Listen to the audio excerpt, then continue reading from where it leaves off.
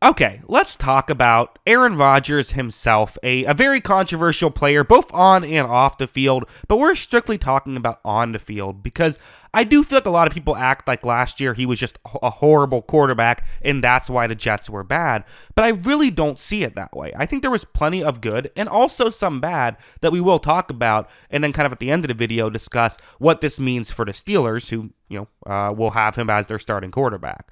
First, let's just start off with the play you see on your screen. So it's going to be a bit of a bit of a long route right here. Davante Adams is going to fake as though he's running a kind of a curl route right here, but that's actually not what he's going to do. He's instead going to, after he runs this route, keep going and go further down the field. A play that can certainly work and can get open, but the issue is it just takes a long time for this to work, right? These types of things in college can work because you usually have more time as a quarterback, but in the NFL, pass rushers can just get there so quickly. You usually need things to go a lot quicker, but they're still trying it because, hey, we'll look somewhere else at first, and if not, and maybe we have some time, well, maybe this can get open. So Aaron Rodgers takes the snap, and as of right here, there's pressure coming. I mean, he can't just wait for Adams to get open, and there isn't anything else that's getting open right here. So what can he do? Well, Rodgers is going to do what Rodgers has done his whole career. Watch him navigate this pocket incredibly well, gets outside the pocket, and makes a nice throw. Really a nice throw. Not able to be complete, but still a good throw.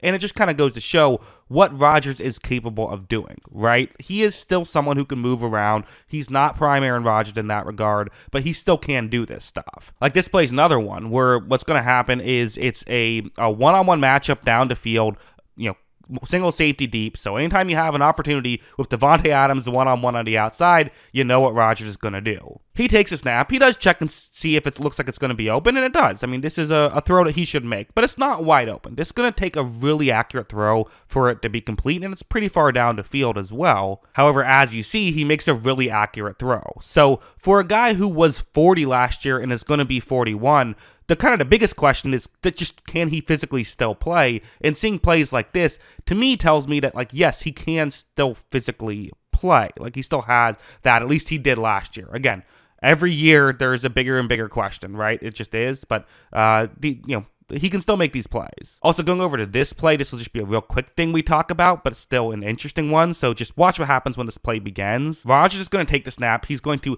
hand the football off, and then there's going to be halfback flips it back to someone else who's in motion towards the top of the screen. That's where Rodgers is on this play. He is circled in white.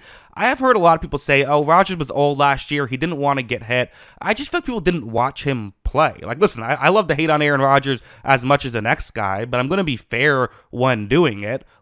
No, he was still on the field. He clearly still wanted to win. Watch him throw a block, which, is probably a stupid thing to be doing when you're a 40-year-old quarterback. Don't risk an injury, especially when, in this game, the season was over.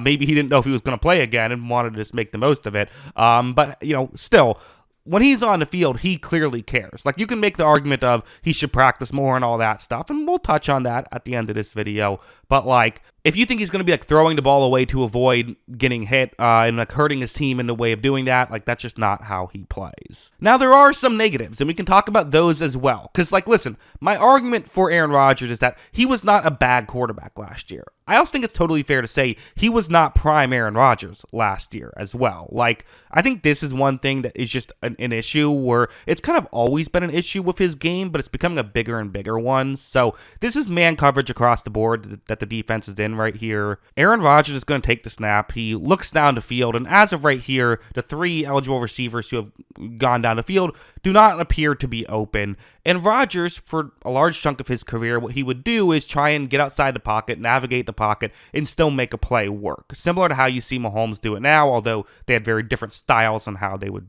do it, but the same idea of let's not let a play just die unless we absolutely have to. And because of that, Rodgers has always had high sack numbers over the course of his career. A lot of, and especially high pressure to sack numbers. A lot of times when pressure comes, he would go down. And now that he doesn't quite have the mobility he once did, that's just become bigger. Watch, as you see, he does ultimately get sacked on this play. That's just one play. It's not even the biggest example, but it is an example. And this is something that happens. Is Rodgers is someone who he's going to get sacked a lot. That's even at his best, he got sacked a lot, and it certainly is happening now that he doesn't move around as well as he once did. But heading over to a play like this, the biggest issue that I had with Rodgers was it just felt like he was so often not on the same page with his receivers.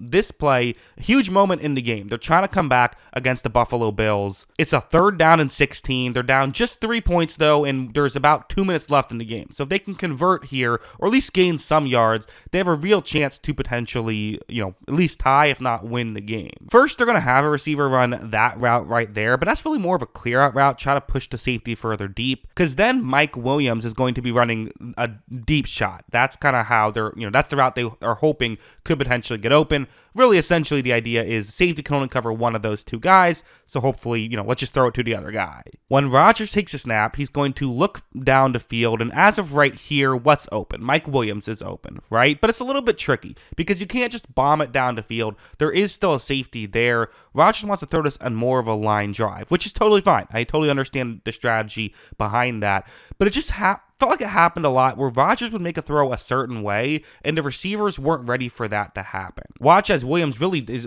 he was not expecting the ball to come where it did. Because of that, it ultimately is, short and ends up getting intercepted. That was a play that should have worked and should have gotten them in field goal range so that they could potentially tie a team that was good enough to ultimately get to the conference championship game last year. And who knows, maybe the Jets even win this game and go to 3-3 and the season goes differently. Not sure I'd bet on that, but it's still worth discussing, I think.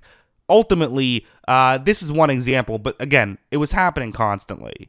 This one's another one, which was actually just the week prior. What happened was, so you have a one-on-one matchup. It's once again Mike Williams, but I promise you, it was not only Mike Williams this was happening with.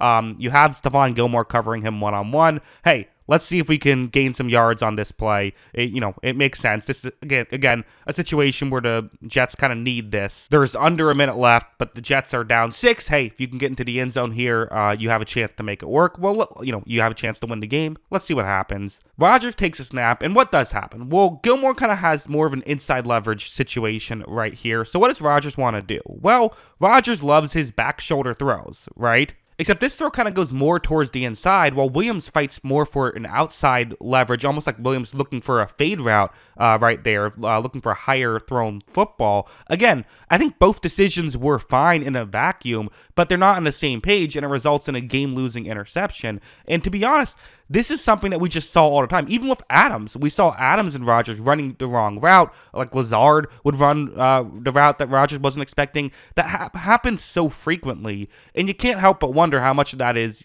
again, Rodgers not going to the OTAs and stuff like that. Whereas, I'll compare him to Brady or Stafford, who when they joined their new teams, they were constantly trying to, practice with their receivers as much as possible. And listen, I'm not there. I'm not in the locker room. I can't say for sure, but you can draw a comparison there pretty easily, right? Ultimately, the chemistry and the communication has to be better this year with the Steelers for Rodgers if they're going to have a chance, because he can still play. He can still play. If you can figure out the other stuff, he could bring some nice things to the table. We'll just see if he can figure out the other stuff. But yeah, those are my thoughts on all of this. What are yours? Let me know in the comments below. Always love hearing from y'all. And of course, as always, thanks for watching.